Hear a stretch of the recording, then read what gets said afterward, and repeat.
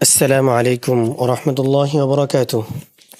আজকে আলোচনা করব জামালুল কোরআন থেকে নিয়ে তাজভিদের 3য় নম্বর অধ্যায় নিয়ে।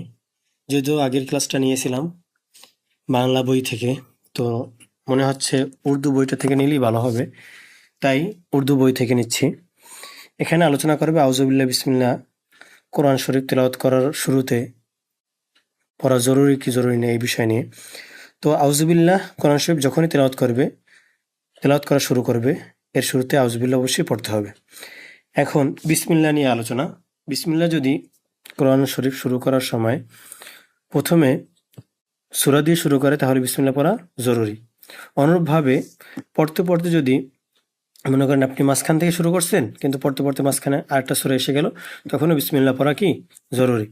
তবে যখন সূরায় বারাআত আসবে, পড়তে পড়তে সূরায় যদি বারাআত চলে আসে তখন পড়বে না।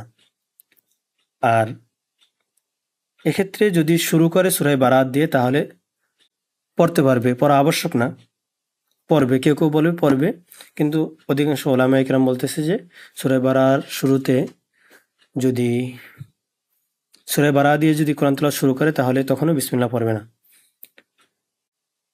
কিন্তু যদি সূরার মাঝখান থেকে কোরআন তেলাওয়াত শুরু করে, তাহলে এক্ষেত্রে কি বিসমিল্লাহ পড়া আবশ্যক কি আবশ্যক না? বলতেছে পড়া উত্তম, তবে জরুরি না।